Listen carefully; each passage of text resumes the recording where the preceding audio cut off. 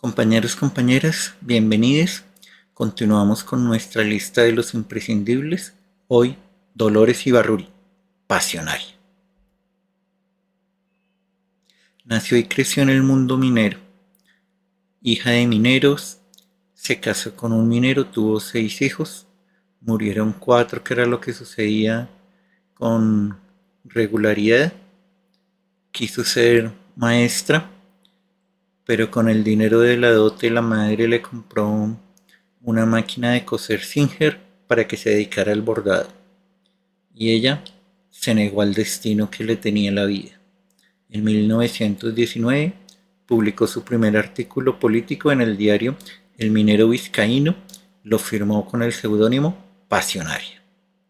En 1920 fue elegida miembro del Comité Provincial del Partido Comunista en Vizcaya y se dedicaba a la prensa, a la propaganda y la militancia. En el 30 ingresó al Comité Central del Partido Comunista de España, siendo la primera mujer en acceder al cargo. Le tocaba viajar a Madrid, el esposo no fue, no era capaz de seguirla. Ahora diremos que ningún hombre estaba a la altura de Pasionaria. Antes de la guerra, en el 31 fue nombrada redactora del Mundo Obrero, el diario oficial del Partido Comunista de España. En el 32 se encargó de la organización de la Comisión Femenina del partido. Era el órgano que buscaba darle representatividad a las mujeres.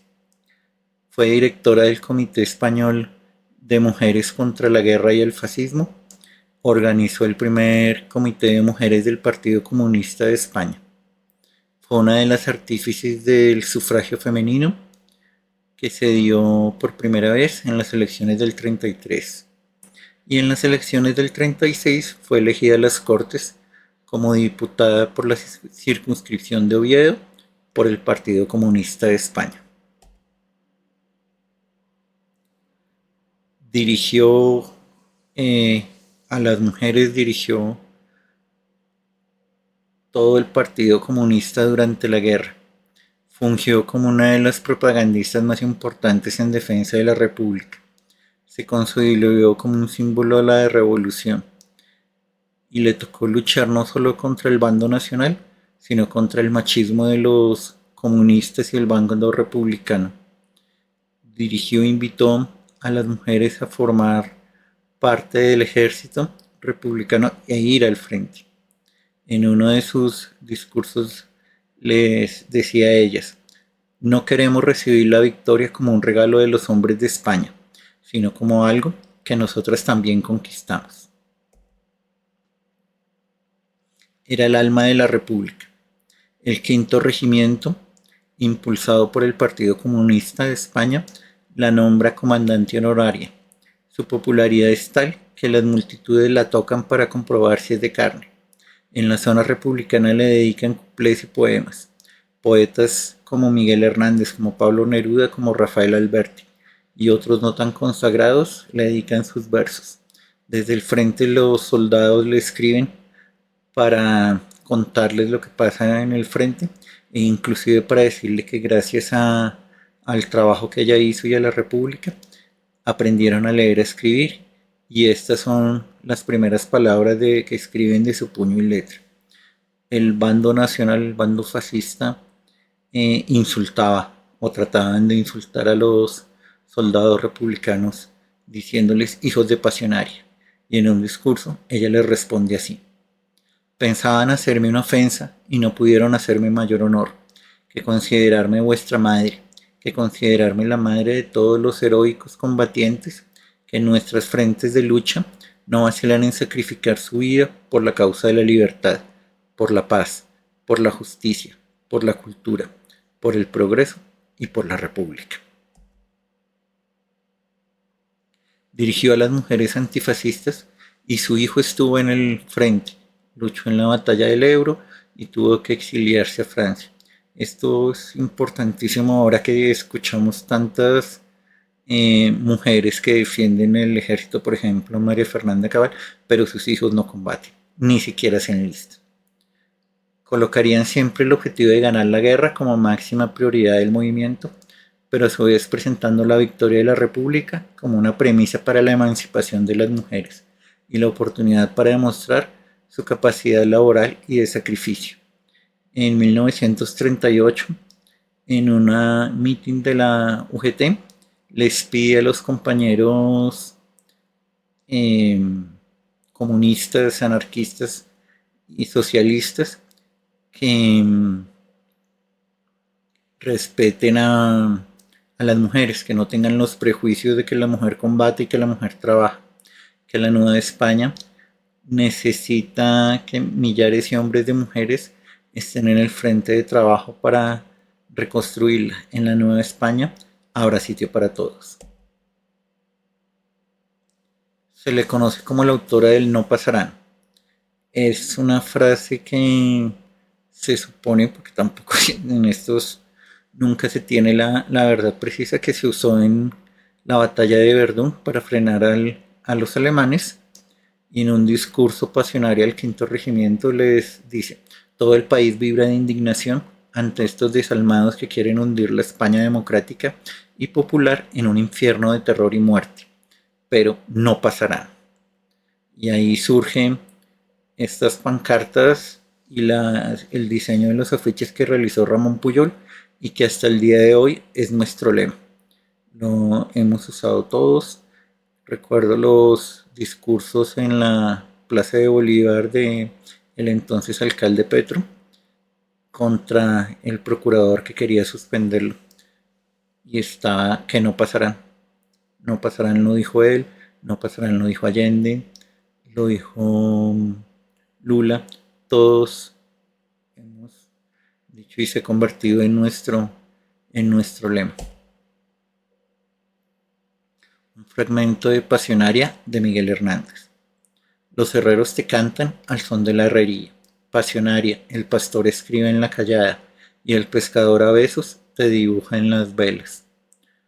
Oscuro el mediodía, la mujer redimida y agradada, naufragadas y heridas las gacelas, se reconocen al fulgor que envidia tu voz incandescente, manantial de candelas.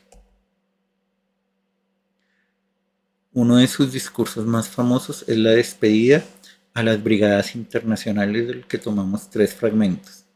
Comunistas, socialistas, anarquistas, republicanos, hombres de distinto color, de ideología diferente, de religiones antagónicas, pero amando todos ellos profundamente la libertad y la justicia, vinieron a ofrecerse a nosotros incondicionalmente.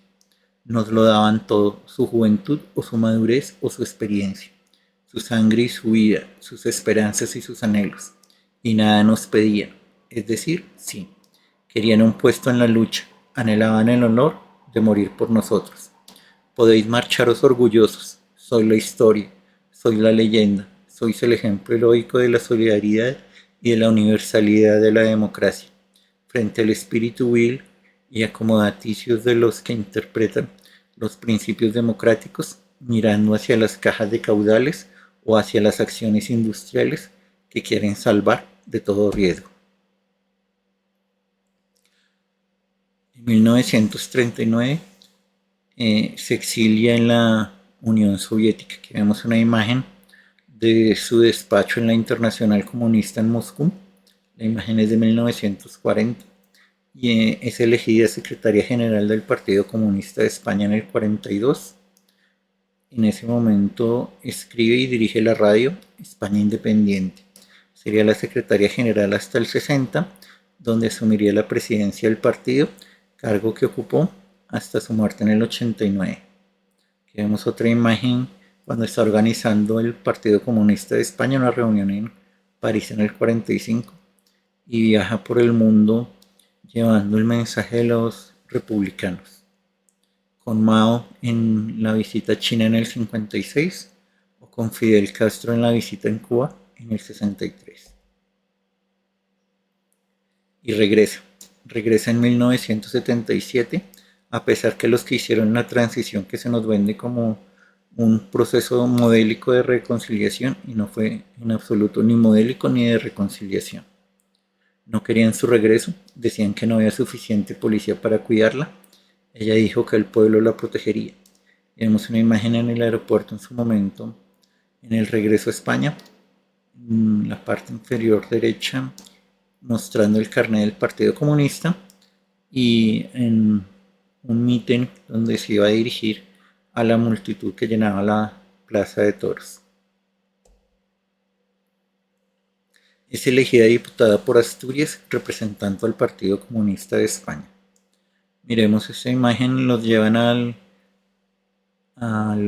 gallinero, le dicen en ese sitio de los cortes donde colocan a los grupos minoritarios, pero miren quiénes eran: Rafael Alberti, Gregorio López, Ignacio Gallego, Santiago Carrillo y en el centro Dolores Ibarruri.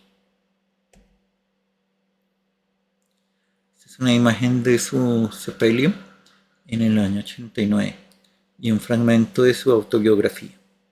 Pensé en ser religiosa y abandoné la fe. Quise ser maestra de niños y fui propagandista revolucionaria. Soñé en la felicidad y la vida me golpeó con dureza, en lo más íntimo, lo más entrañable. Creí en la victoria y sufrí con mi pueblo terribles derrotas. De ese más, o de esa derrota mayor, o el dolor más grande, fue la muerte de su hijo defendiendo Stalingrado, como un soldado más.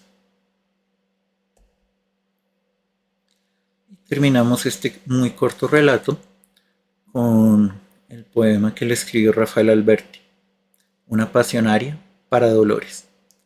Quien no la mira es de la entraña del pueblo cántabro y minera, tan hermosa como si uniera tierra y cielo de toda España.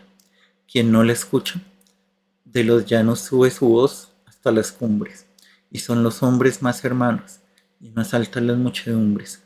Quien no la sigue, nunca el viento dio una bandera más pasión, ni ardió más grande un corazón, al par de un mismo pensamiento.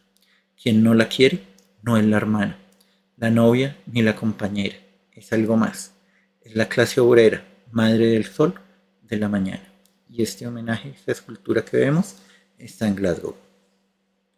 Gracias por llegar hasta acá, darle like al video, suscribirse al canal y si quieren ver la grandeza que tiene Dolores o Pasionaria, para que sepamos bien de quién está hablando, podemos ver en los portales Fachas, Libertad Digital, El Mundo, cómo se refieren a ella, cómo la insultan, cómo la ofenden, pero cada día es más grande.